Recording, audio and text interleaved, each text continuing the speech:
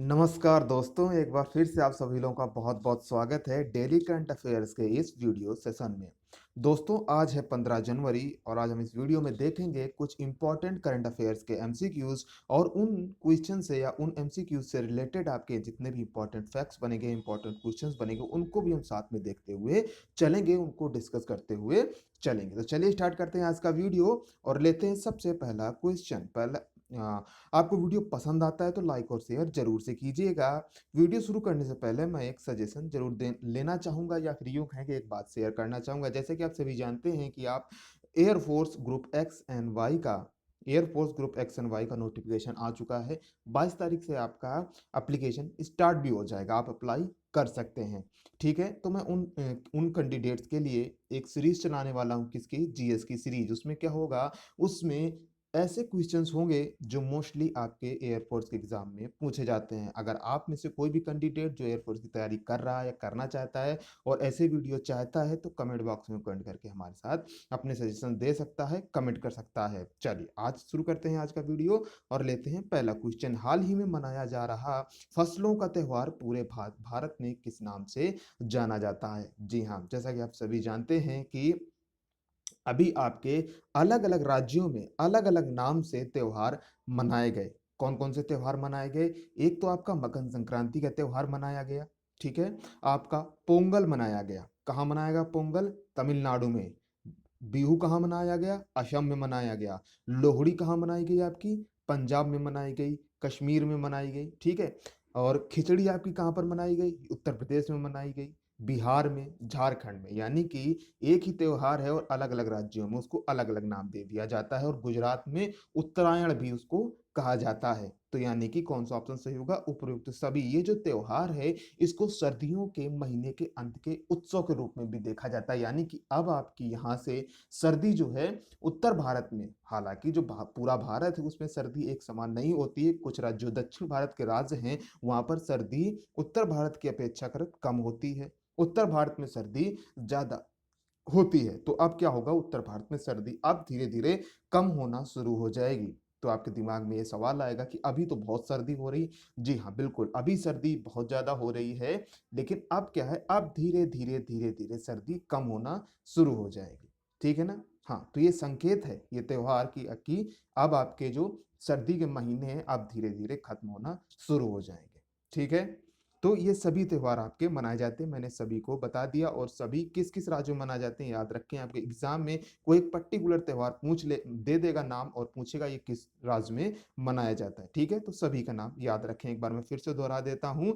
मकर संक्रांति पोंगल तमिलनाडु असम में, बिहू और उत्तर प्रदेश बिहार झारखंड में खिचड़ी, पंजाब हरियाणा में या पंजाब जम्मू कश्मीर में आपका लोहड़ी, ठीक है, गुजरात में उत्तरायण, इन सभी नाम से। और हरियाणा और हिमाचल प्रदेश में माघी के नाम से मनाया जाता है। किस नाम से? माघी के नाम से मनाया जाता है। ठीक है, तो ये सभी नाम आपको याद रखने हैं। चलिए आगे बढ़ते हैं दूसरे क्वेश्चन की तरफ। हाल ही में घोषित किस कंपनी द्वारा क्वांटम कंप्यूटिंग का उपयोग करके नई दवाओं का विकास किया जाएगा? देखिए, क्वांटम कंप्यूटिंग में आर्टिफिशियल इंटेलिजेंस का प्रयोग किया जाएगा, एआई का प्रयोग किया जाएगा, जिससे कि दवाओं का विकास किया जाएगा, डेवलपमेंट किया जाएगा।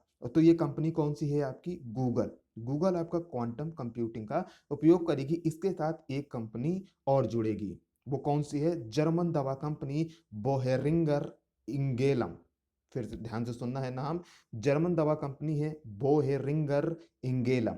ठीक है, इसके साथ मिलकर के गूगल क्या करेगा? दवा बनाएगा। गूगल क्या करेगा? क्वांटम कंप्यूटर देगा। गूगल क्या करेगा? क्वांटम कंप्यूटर देगा और ये जो जर्मनी कंपनी है ये अपनी दवा बनाएगी। यानी कि दोनों की साझेदारी के साथ ये प्रोजेक्ट आगे बढ़ाया जाएगा। बात हो रही है गूगल की, तो आप सभी जानते हैं कि गूगल के वर्तमान में सीईओ कौन है? एक भारतीय है, सुंदर पिचई।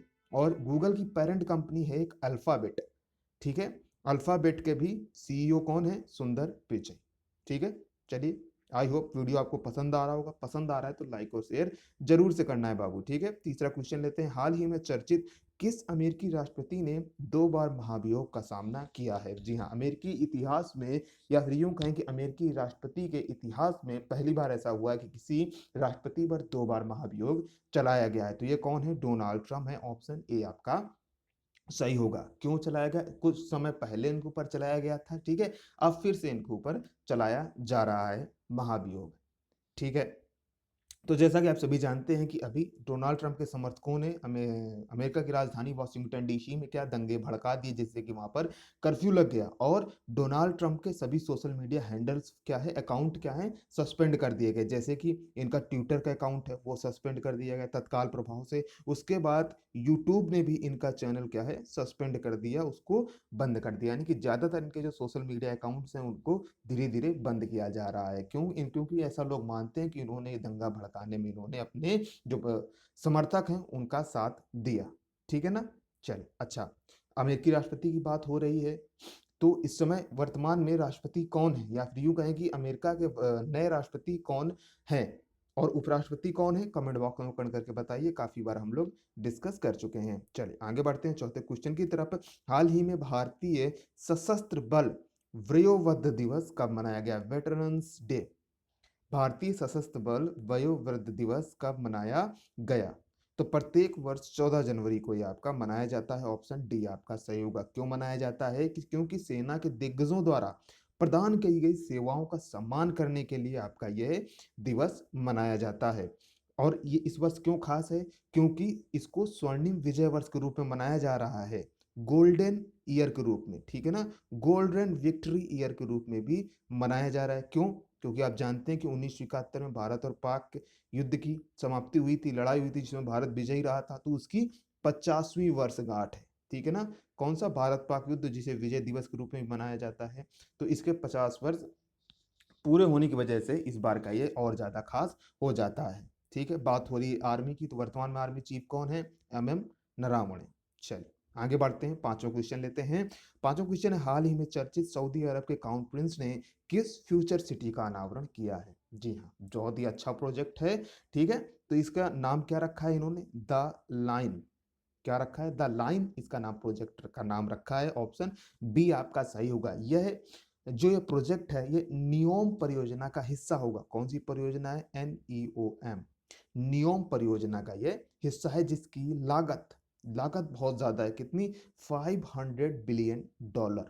500 बिलियन लागत है इस परियोजना की, ठीक है ना। $500 बिलियन। इस शहरों में कोई भी कार्बन उत्सर्जन नहीं होगा, यानी कि इनको इस तरीके से डेवलप किया जाएगा, इनमें कोई भी कार्बन उत्सर्जन नहीं होगा, यानी कि सब क्या है, इलेक्ट्रिक वाहन और ज्यादा से ज्यादा सौर ऊर्जा का हम प्रयोग कर, यानी कि वो लोग प्रयोग करेंगे, ठीक है। साथ में इसमें एक और विशेषता है कि इसमें सड़क और कारें नहीं होंगी, ठीक है। फिर यानी कि यातायात के लिए क्या यूज होगा? तो यहाँ पर क्या होगा, अल्ट्रा हाई स्पीड ट्रांजिट प्रणाली का विकास किया जाएगा इस शहर में आवाजाही के लिए, ठीक है। तो ये सभी कुछ बहुत ही ज्यादा खास फीचर हैं इस सिटी के, ठीक है, याद रखें। चलिए आगे बढ़ते हैं, छठा क्वेश्चन लेते हैं। हाल ही में DRDO और भारतीय सेना ने किस स्वदेशी मशीन पिस्तौल का विकास किया है? तो इसका नाम दिया गया है ASMI। ऑप्शन ए आपका सही होगा। ASMI मशीन पिस्तौल का DRDO और भारतीय सेना ने इसका विकास किया है। यह जो पिस्तौल है, यह जो मशीन पिस्तौल है, इजराइल की ऊजी सीरीज की बंदूक की श्रेणी में आता है, ठीक है ना। हाँ, कौन सी सीरीज? ऊजी सीरीज की श्रेणी में आता है। यानी कि एक पिस्टल होता है, उसमें क्या होता है, बिल्कुल मशीन गन की तरह चलती है, बार बार आपको फट फट फट ने एकदम से अनस्टॉपेबल गोली चलती है, ठीक है ना। इसकी जो फायरिंग रेंज है वो लगभग 100 मीटर है। बात हो रही है DRDO की, defence research and development organisation की, तो इसका हेडक्वार्टर है नई दिल्ली। स्थापना हुई थी 1958 में, और इसके जो वर्तमान में प्रमुख हैं वो हैं जी सतीश रेड्डी, ठीक है। चलिए ठीक है बाबू, बात समझ में आ रही तो लाइक और शेयर करके ही जाना है वीडियो को। सातवां क्वेश्चन लेते हैं। हाल ही में चर्चित इबोला वैक्सीन का वैश्विक भंडार किस राष्ट्र में बनाया जा रहा है? ग्लोबलाइज्ड जो भंडारण इसका किया जा रहा है वो किस राष्ट्र में, किस देश में किया जा रहा है? तो स्विट्जरलैंड में आपका किया जा रहा है। ऑप्शन डी आपका सही होगा, ठीक है। इबोला इबोला एक बहुत ही भयंकर बीमारी है, अफ्रीका में बहुत से काफी जगहों में देखने को मिली थी, ठीक है। इसका जो वाहक है, यानी कि किस पक्षी से, है ना, किस प्राणी से या किस पक्षी से यह फैली, तो इसके लिए जिम्मेदार माना जा रहा है चमगादड़ को, बैट को, ठीक है ना। हाँ, उसी के द्वारा ये आपकी बीमारी होती है, और अफ्रीका में बहुत सारे केसेस इसके देखे गए थे। क्या लक्षण होते हैं इसके? तो इसके क्या है, ब्लीडिंग होती है बहुत ज़्यादा शरीर में और आपके अंग फेल होने लगते हैं, ठीक है ना? अलग-अलग जो बॉडी के अंग हैं, ऑर्गन्स हैं, वो फेल होने लगते हैं और कुछ ही दिनों में जो पेशेंट है, जो मरीज है, उसकी क्या है, मृत्यु हो जाती है। इसको हम ईवीडी के नाम से भी जानते हैं। किस बीमारी के नाम से? ईवीडी, इबोला वायरस डिजीज भी इसको कहा जाता है। बात हो रही है स्विट्जरलैंड की, तो आपको पता होना चाहिए कि स्विट्जरलैंड में बहुत ही फेमस फेमस ऑर्गेनाइजेशंस के हेडक्वार्टर हैं, जैसे कि WEF world economic forum, WHO world health organisation, WTO world trade organisation, UNCTAD, UNCTAD इसका भी हेडक्वार्टर है। यानी कि बहुत सारे हेडक्वार्टर हैं स्विट्जरलैंड में, इसलिए आपको स्विट्जरलैंड के बारे में भी पता होना चाहिए। बहुत ही इंपॉर्टेंट सिटी शहर आपका देश है, ठीक है? कौन सा? यूरोपियन कंट्री है आपका स्विट्जरलैंड। चलिए आगे बढ़ते हैं, 8वां क्वेश्चन लेते हैं।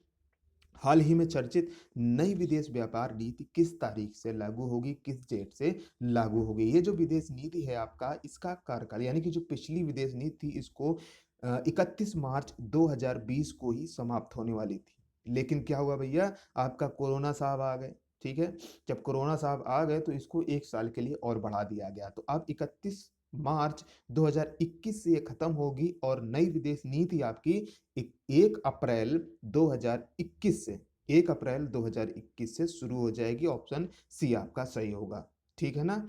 हाँ, तो वर्तमान में आपके विदेश मंत्री कौन है? एस जयशंकर, ठीक है? ये सभी को पता होता है, विदेश मंत्री कौन होता है ये तो सभी को पता है, ठीक है ना? हाँ, अब बात कर लेते हैं विदेश सचिव की।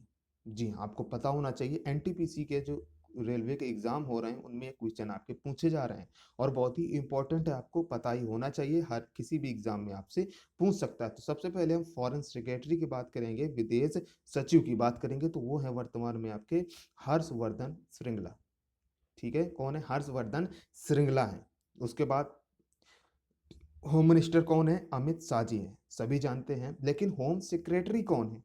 होम सेक्रेटरी कौन है भारत के? तो वो है आपके अजय कुमार भल्ला, ठीक है?